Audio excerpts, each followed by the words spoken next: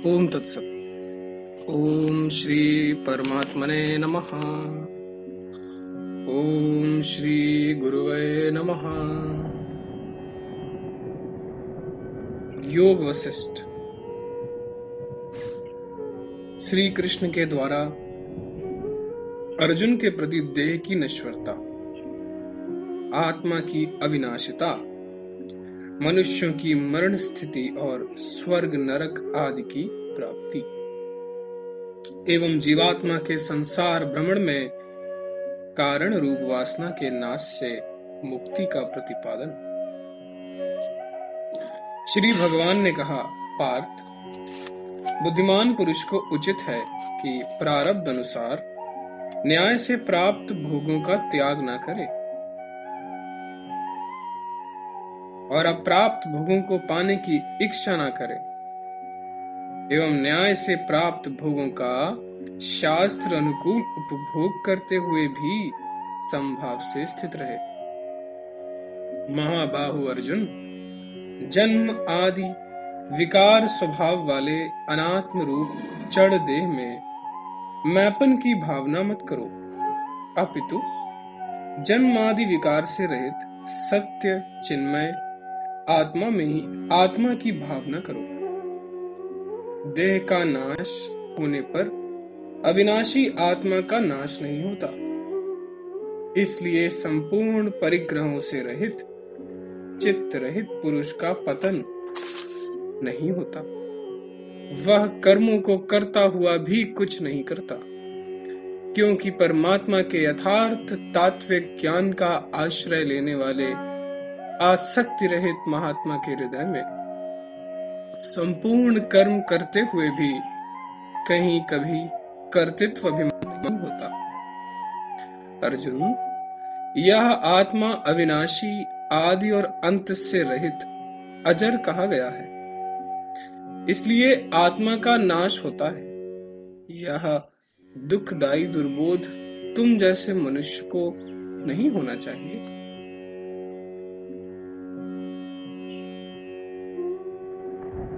उत्तम आत्मज्ञानी लोग आत्मा नाशवान है इस रूप से आत्मा को नहीं देखते।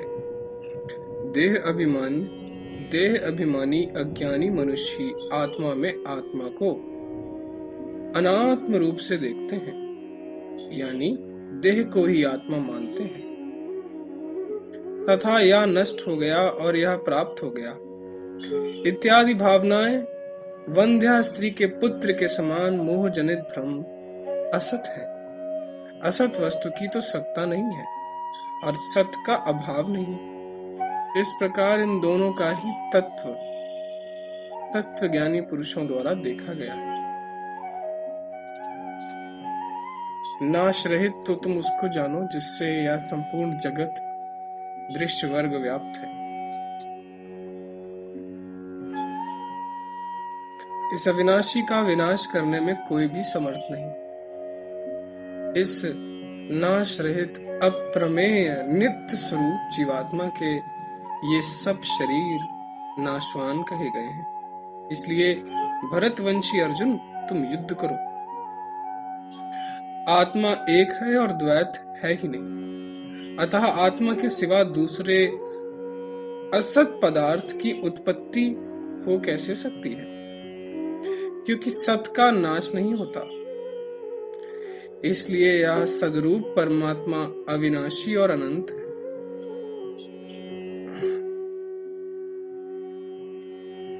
अर्जुन ने पूछा, भगवान, तब तो मैं मर गया हूं, इस प्रकार मनुष्यों की मरण स्थिति किस हेतु से प्राप्त होती है और उस स्थिति में प्रभु लोगों को प्रसिद्ध स्वर्ग तथा नरक कैसे प्राप्त होता है? श्री भगवान ने कहा, अर्जुन, पृथ्वी, जल, तेज, वायु, आकाश, मन और बुद्धि, इनसे युक्त तन्मात्राओं का जो समूह है, अज्ञान से तत्स्वरूप हुआ ही जीव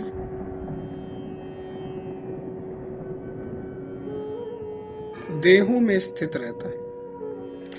वह देह में स्थित जीवात्मा वासना से उसी तरह खींचा जाता है जिस तरह रस्सी से बछड़ा। वह शरीर के अंदर पिंजरे में पक्षी की तरह बैठा रहता है। जब देश और काल से जर्जर हुए शरीर से यह जीव वासना लेकर निकल जाता है, तब इसी को लोग मरना कहते हैं। जैसे वायु गंध के स्थान से गंध को ग्रहण करके ले जाता है, वैसे ही यह जीवात्मा श्रोत्र, चक्षु और त्वचा को तथा रसना एवं घ्राण को ग्रहण करके पूर्व शरीर से दूसरे शरीर में चला जाता है। इसका शरीर वासनामय ही है, यानी केवल वासना के अनुसार ही उत्पन्न हुआ है, अन्य किसी दूसरे कारण से नहीं। अतएव वासना का त्याग होने पर लिंग देह विनष्ट हो जाता है, और उस लिंग देह के विनष्ट हो जाने पर वह जीवात्मा परम पद को प्राप्त हो जाता है। यह वासनामय जीव वासना से परिपुष्ट होकर अज्ञान से अनेक भ्रमों का भार ढोता हुआ कर्म अनुसार नाना योनियों में भ्रमण करता है। यही जीवात्मा का जन्म मरण है। कुंती पुत्र अर्जुन, शरीर से जीव के निकल जाने पर देह इसी प्रकार कंपन शून्य हो जाती है। जिस प्रकार वायु के शांत हो जाने पर वृक्ष, जब शरीर जीवात्मा से रहित हो जाता है तब वह मर गया यूं कहा जाता है।